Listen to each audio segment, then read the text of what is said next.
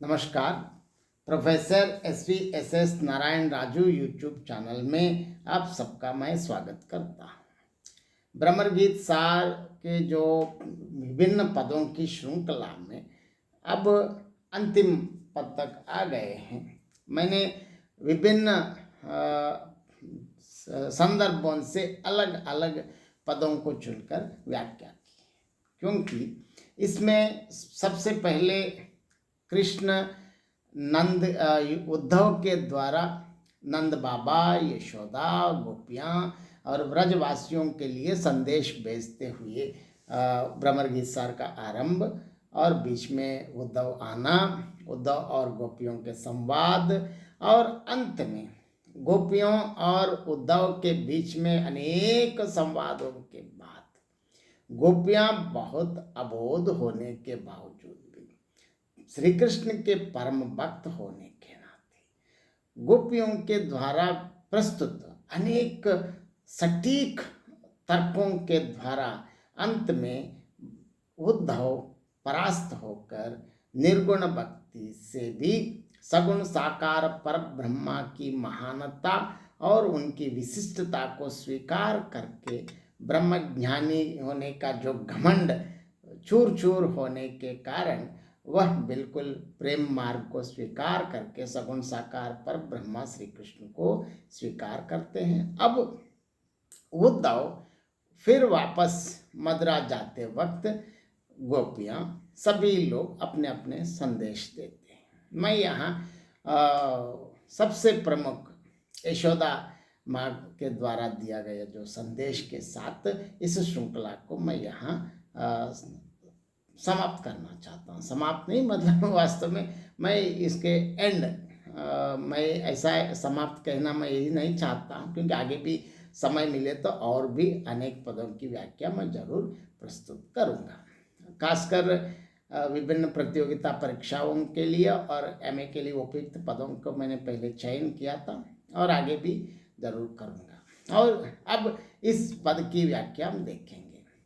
और देखिए, यशोदा बता रही हैं, संदेशो देवकी सो कहिए, संदेशो देवकी सो कहियो, हाँ तो दाय तिहारे सुत की कृपा करत ही रहियो, उबटन तेल और तातो जल देखत ही बज जाते, जोई जोई मांगत, देखिए, जोई जोई मांगत सोई सोई देती, कर्म कर्म करि नहाते, तुम तो टेव जानत ही हौ तौ मोहि कही आवै, प्रात उठत मेरे लाल लड़ाई ते ही माकन रोटी भावै, अब यह मोर मोहि निम सिबासर बड़ी राहत जिय सोच,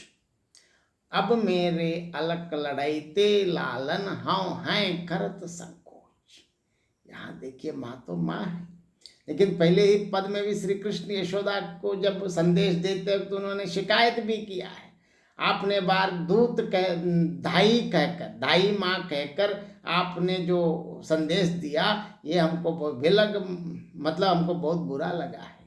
अब दोबारा यशोदा फिर वही मैं दाई हूँ कहते हुए यहाँ बता रही हैं। लेकिन इस पद में देखिए बहुत बढ़िया, अब उद्धव व्रज जाने वाले हैं, बता रहे हैं कि संदेशो देवकी सो कहियो। अब यह संदेश किससे कहना है? देवकी से। क्या कहना है? हाँ तो दाय तिहारे सुत की कृपा करत ही रहियो।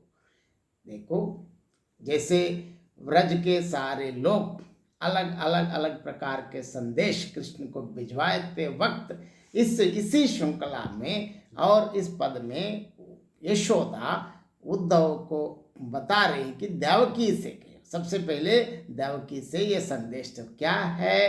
हे देवकी, आप ही श्री कृष्ण की असली माँ हैं, मैं तो आपके बच्चे की दाई थी, मैंने बस पालन पोषण किया, लेकिन माँ तो आप ही है, आप तो जानती हैं, इसमें कोई दिक्कत नहीं है। लेकिन मैं जिस प्रकार दाई के नाते ही मैं श्री कृष्ण के प्रति बहुत अत्यंत लगाव रखती हूँ। इसी कारण से मैं आपसे ये बताना चाहती हूँ कि कृष्ण का स्वभाव क्या है, इसके बारे में बता रही हैं। और देखिए, वो बटन तेल और तातो जल देखते ही बज जाते।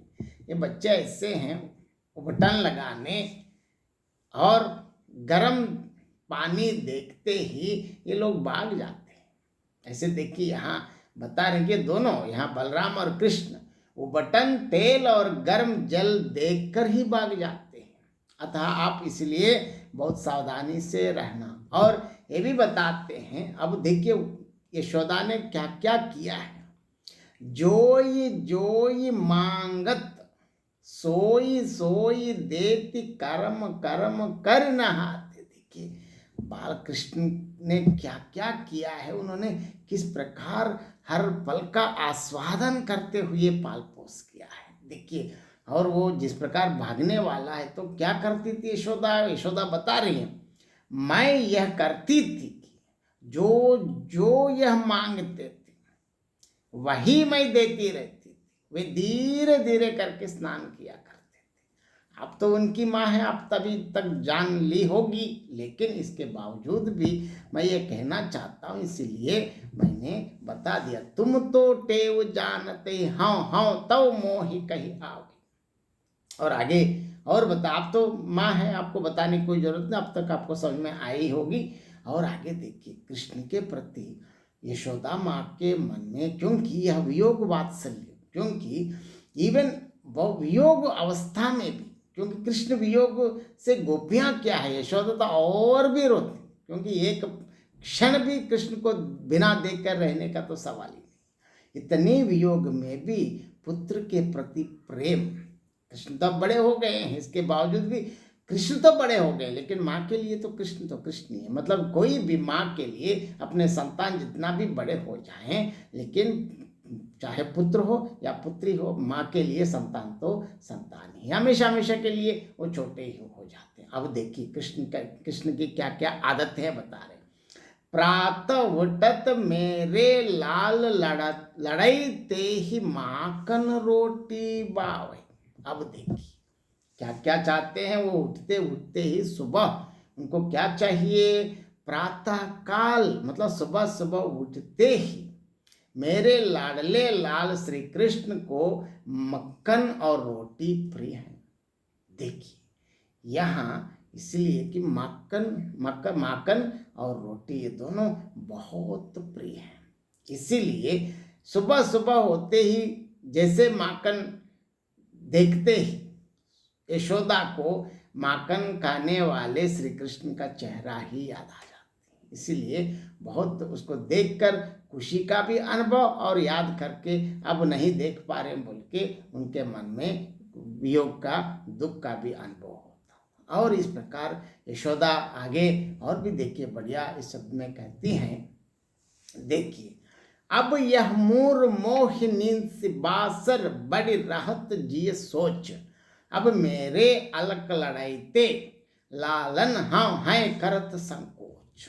देखिए अब ये यशोदा माँ ऐसे बता रहे हैं, यशोदा के माँ के द्वारा सूरदास से कहना चाहते हैं कि देखिए उद्धव से कहने लगे कि देवकी से जाकर ये संदेश दे दो। क्या है, अब मुझे दिन रात यही सोच रहता है कि मेरे दुलारे बच्चे कहीं वहां जाकर संकोच ना करते हो, क्योंकि यशोदा माँ तो माँ ही है, क्योंकि माँ के साथ तो कुछ भी पूछ सकते हैं बच्चे, लेकिन वहां दूसरी जगह गए हैं, वहां उनकी माँ होने के बावजूद भी इसी आशंका से वो दुखी है कि कहीं कृष्ण और बलराम संकोच के मारे खाने के लिए अपनी मनचाही वस्तु ना मांगने के कारण भूखे ना रह जाते हो। देखिए अब भी माँ की इच्छा ये है कि बच्चे भूखे ना रहे। ये माना जाता है बच्चे जितने भी बड़े हो, जितना दुनिया भर में जीत कर भी आए और ऐसे बता बड़े बड़े राजा भी बन जाए, लेकिन माँ अगर वो पुत्र या पुत्री जो भी हो, मतलब अपने संतान घर आए तो सबसे पहले वो बताते हैं कि तुम खाना खाओ। ये माँ होती है, क्योंकि माँ को हमेशा बच्चों की भूख मिटाना उनके सबसे पहले प्रायम ड्यूटी हो जाती, मतलब इसको प्राथमिकता उनकी है पहले बच्चे खाएं, बाद में कुछ भी हो खाएं। इसे ऐसे बताते हैं कि इस प्रकार वियोग वात्सल्य का भी अभिव्यक्ति किया है। और इसके साथ साथ यहाँ इसमें सूरदास यशोदा माँ के द्वारा मातृ हृदय का चित्रण बहुत मार्मिक ढंग से प्रस्तुत किया है। यह सूरदास की विशेषता है। और इस प्रकार सूरदास गोपियों के माध्यम से, खासकर यशोदा के माध्यम से, श्री कृष्ण के बाल मन का स्वभाव, और इसमें श्री कृष्ण और यशोदा नहीं, संपूर्ण भारतीय नहीं, विश्व के हर कोई माता के लिए समर्पित पद है ये। क्योंकि माता बच्चों के प्रति क्या चाहती हैं और बच्चों को किस प्रकार देखना चाहती है, यह तो वसुधैव कुटुंबकम, मतलब माँ तो माँ ही है। इसके लिए ना जाति, कुल या आर्थिक स्थिति, इन सब की कोई भेदभाव नहीं रहते, माँ तो माँ ही है। इसीलिए इस प्रकार सूरदास ने इस पद में एक ममतामयी माँ का वात्सल्य का इतना बहुत बढ़िया और बिल्कुल सरल शब्दों में प्रयोग किया है। और यह तो सूरदास की महानता और उनकी कवित्व प्रतिभा की एक अनुपम उदाहरण कह सकते हैं। और आप सब इस वीडियो को देखने या सुनने के बाद ज़रूर आप अपनी प्रतिक्रिया व्यक्त कीजिए। धन्यवाद।